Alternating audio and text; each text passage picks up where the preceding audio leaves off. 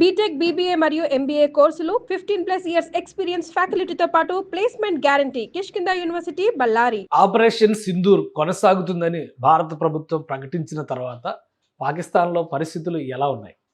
ఎవరు ఊహించని స్థాయిలో దాడులు జరుగుతున్నాయి. అంతర్జాతీయ సరిహద్దుని దాటి భారత్ దాడులకు పాల్పడుతుందనేటువంటి మాట వినిపిస్తుంది. అలానే ఎయిర్ డిఫెన్స్ సిస్టమ్స్ అన్నీ కూడా ఒక్కొక్కటిగా పాకిస్తాన్కి సంబంధించినవి కొలాప్స్ అవుతున్నాయి.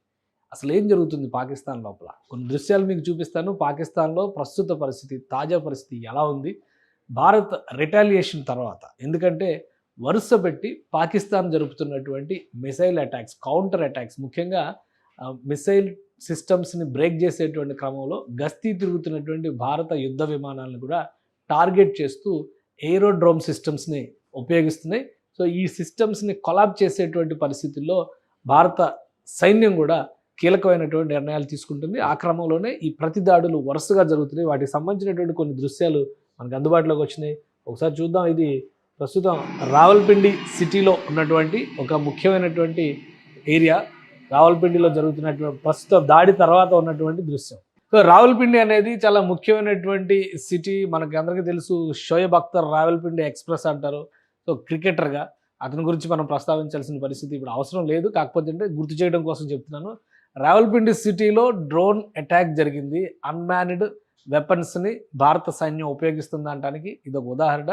దీన్ని పట్టుకునే పాకిస్తాన్ సైన్యం కూడా భారత్ పైన వరుసపెట్టి ఆరోపణలు చేస్తుంది. ఉద్దేశపూరితంగా పౌర ప్రాంతాలపైన దాడులు జరుగుతున్నాయి. కానీ ఈ దాడులు ఎందుకు జరుగుతున్నాయి వాటిని కూడా ఒకసారి విశ్లేషిద్దాం. అది రావల్పిండిలో ఉన్నటువంటి సీనారియో. అయితే ఇది లాహోర్లో పొద్దున జరిగినటువంటి అటాక్. ఈ అటాక్లో కూడా మార్నింగ్ జరిగినటువంటి ఈ అటాక్లో లాహోర్లో ఏరోడోమ్ సిస్టమ్ మొత్తం కూడా, ఎయిర్ డిఫెన్స్ సిస్టమ్ మొత్తం కూడా నాశనమైంది.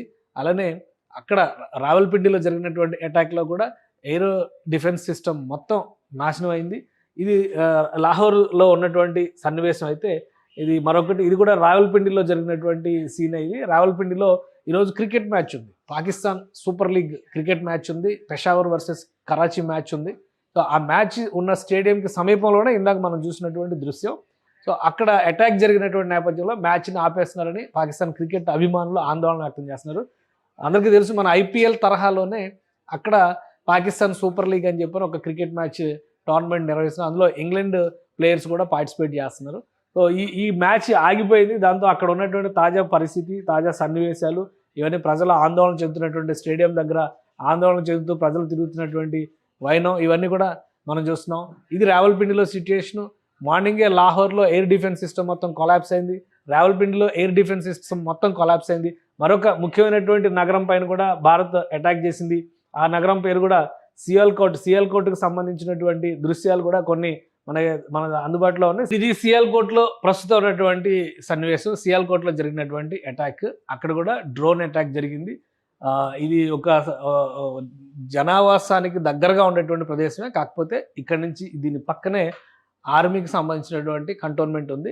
సో వీటన్నిటిపైన కూడా అటాక్స్ వరుస పెట్టి భారత సైన్యం ఎందుకు చేస్తుంది? దీనికి ఏమైనా ప్రత్యేకమైన కారణం ఉందా? ఎందుకంటే సివిల్ ఏరియాస్ను మేము టార్గెట్ చేయబోం అనేటువంటి మాటని ప్రభుత్వం చెప్పింది, భారత ప్రభుత్వం చెప్పింది. సైన్యం కూడా దానికి తగ్గట్టుగానే లోబడి పనిచేసింది. కానీ ఇక్కడ ఎందుకు జరుగుతుంది అనేటువంటి విషయాన్ని ఒకసారి విశ్లేషిద్దాం. వరుసగా ఈ అటాక్స్ జరగడానికి ప్రధానమైనటువంటి కారణం పాకిస్తాన్ ఆర్మీ అనుసరిస్తున్నటువంటి విధానం. పాకిస్తాన్ ఆర్మీ ఇలా ఎయిర్ డిఫెన్స్ సిస్టమ్స్ని మెయింటైన్ చేయడం ద్వారా, ఈ సిస్టమ్స్ ద్వారా భారత సరిహద్దులకి, భారత్ పాకిస్తాన్ మధ్య సరిహద్దులకు సంబంధించినటువంటి అంశం చూస్తే మ్యాక్సిమం డిస్టెన్స్ 20 కిలోమీటర్లు, 25 కిలోమీటర్లు మాత్రమే ఉంది.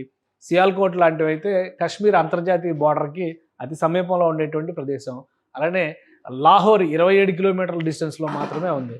సో అక్కడ ఉపయోగిస్తున్నటువంటి పాకిస్తాన్ ఆర్మీ ఈ మిసైల్స్ని, అంటే ఏరోడోమ్ వ్యవస్థలను ఏర్పాటు చేయడం ద్వారా, ఎయిర్ డిఫెన్స్ సిస్టమ్స్ని ఏర్పాటు చేయడం ద్వారా భారత్కి సంబంధించినటువంటి డ్రోన్స్, అంటే విజిలెన్స్ డ్రోన్స్ ఉంటాయి కదా, ఎక్కడైతే నిఘా కోసం ఉపయోగిస్తారో అలాంటి డ్రోన్స్ ఎగిరినా, అలానే యుద్ధ విమానాలు గస్తీ తిరుగుతున్నా వాటిపైన అటాక్ చేసేటువంటి ప్రయత్నం జరుగుతుంది. ఇది ఆర్మీ, అక్కడ పాకిస్తాన్ ఆర్మీ ఫైర్ చేస్తున్నటువంటి సన్నివేశాలు కొన్ని సోషల్ మీడియాలో వచ్చినాయి. అధికారికంగా రిలీజ్ అయినటువంటి వాటిలో కూడా ఈ దృశ్యాలు ఉన్నాయి.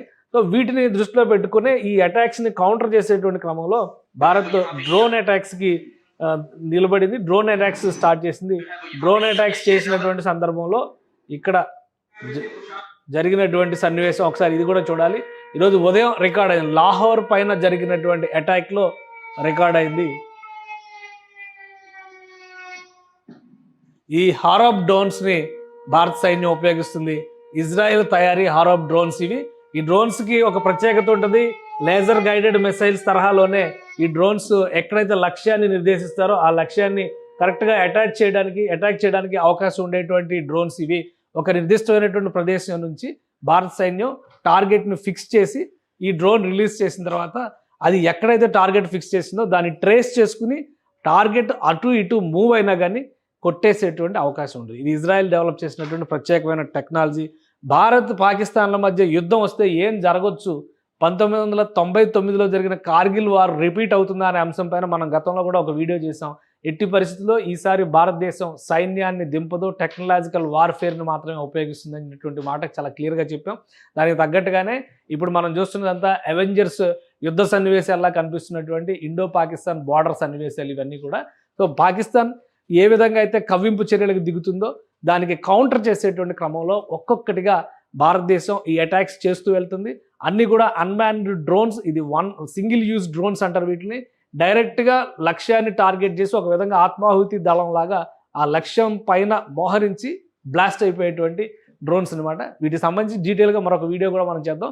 కానీ ప్రస్తుతం పాకిస్తాన్లో ఉన్నటువంటి సీన్ అది చాలా ముఖ్యమైనటువంటి నగరాలు, ఉత్తర పాకిస్తాన్లో కీలకమైనటువంటి నగరాలు, మరీ ముఖ్యంగా చెప్పాలంటే పంజాబ్ ప్రావిన్స్లో ప్రధానమైనటువంటి నగరాలు ఇటు లాహోర్ కావచ్చు, సియాల్కోట్ కొంత శివారు ప్రాంతాల్లో ఉంటుంది, అలానే రావల్పిండి, ఈ మొత్తం పైన కూడా కీలకమైనటువంటి ఎయిర్ డిఫెన్స్ వ్యవస్థలన్నీ కూడా భారత్ సైన్యంతో పెట్టుకోవడం వల్ల కొలాప్స్ అయినాయి. ఇప్పుడు జరగబోయేటువంటి పరిణామాలు ఏ విధంగా ఉంటాయి పాకిస్తాన్లో అంటే, ఎయిర్ డిఫెన్స్ సిస్టమ్ లేకపోవడం వలన పాకిస్తాన్లో ఆల్రెడీ అంతర్గతంగా జరుగుతున్నటువంటి కొన్ని తిరుగుబాటు శక్తుల యుద్ధాలకు సంబంధించి, గొరిల్లా తంత్రాలకు సంబంధించి ఇప్పుడు ప్రతికూల పరిస్థితుల్ని పాకిస్తాన్ ఎదుర్కోవాల్సినటువంటి పరిస్థితి ఉంటుంది. ముఖ్యమైనటువంటి అంశం, అటు బలూచిస్తాన్ ఆర్మీ చాలా బలంగా పనిచేస్తుంది. నేరుగా తమ ప్రాంతంలోకి వచ్చినటువంటి పాకిస్తాన్ సైన్యాన్ని ఇవాళ కూడా 14 మందిని మట్టుబెట్టినట్టుగా ఒక సమాచారం వస్తుంది. సో ఇక నుంచి వాళ్ళు వేసేటువంటి క్షిపణులకి ఆపేటువంటి శక్తి పాకిస్తాన్ ఎయిర్ డిఫెన్స్ సిస్టమ్కి లేదు. కాబట్టి లాహోర్ పైన కానీ, రావల్పిండి పైన కానీ ఎయిర్ డిఫెన్స్ సిస్టమ్స్ కొలాప్స్ అయిన చోట్ల తిరుగుబాటుదారులు వేసేటువంటి ఐఈడి బ్లాస్టింగ్స్ లాంటిని ట్రేస్ చేసేటువంటి అవకాశాలు చాలా తక్కువగా ఉంటాయి. అలానే క్షిపణులను ప్రయోగిస్తే కనుక పాకిస్తాన్ ఆర్మీ మరింత ఇబ్బందికరమైనటువంటి పరిస్థితులను ఎదుర్కోవాల్సి ఉంటుంది. అందుకే భారతదేశం ఎటూ కదలకుండా ఎక్కడైతే కవ్వింపు చర్యలకు దిగుతున్నారో అక్కడే ఎయిర్ డిఫెన్స్ సిస్టమ్స్ని కొలాప్స్ చేసేటువంటి పనిని ఆపరేషన్ సింధూర్లో భాగంగా 2వ రోజు కొనసాగించింది. సో దీని ప్రతిఫలం పాకిస్తాన్కి చాలా నిర్వేదమైనటువంటి స్థితిని క్రియేట్ చేసేటువంటి అవకాశం ఉంటుంది.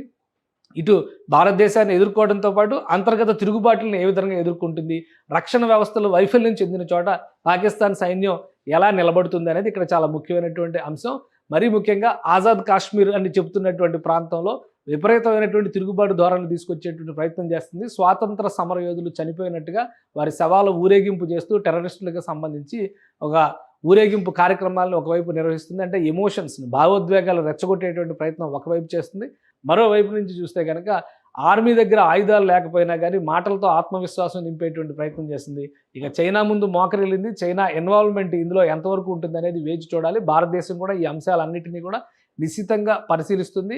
ఇదే క్రమంలో దౌత్యపరమైనటువంటి అంశాలపైన భారత్ ఎక్కువగా ఫోకస్ పెట్టింది. ఇప్పటికే కీలకమైనటువంటి, అంటే అరబ్ వరల్డ్లో కీలకమైనటువంటి దేశాలుగా ఉన్నటువంటి దేశాధినేతల్ని భారత్కి ఆహ్వానించారు. వారితో సంప్రదింపులు జరపడం ద్వారా అసలు జరుగుతున్నటువంటి రావణ కాష్టంగా రగులుతున్నటువంటి కాశ్మీర్ సమస్యకి పరిష్కారం ఏ విధంగా తీసుకురావాలి, అలానే ఇండియా పాకిస్తాన్ మధ్య రాజుకున్నటువంటి ఈ చిచ్చులో మూడో పక్షం జోక్యం చేసుకోకుండా ఏం చేయాలనేటువంటి అంశం పైన ఇప్పుడు మంత్రాంగం నడిపే పరిస్థితిలో ఆ ప్రభుత్వం, ముఖ్యంగా నరేంద్ర మోడీ ఆధ్వర్యంలో ఉన్నటువంటి టీమ్స్ అన్నీ కూడా వర్క్ చేస్తున్నాయి. ఆపరేషన్ సింధూర్ 2వ రోజు పాకిస్తాన్కి చుక్కలు చూపించింది. కవ్వింపు చర్యల్ని తగ్గించుకుంటుందా లేదా మళ్ళీ మిడిసిపడుతుందా అనేది వేచి చూడాలి. సుమన్ టీవీలో మీ పర్సనల్ అండ్ బిజినెస్ ప్రమోషన్స్ కోసం కింది నెంబర్కి కాంటాక్ట్ చేయండి.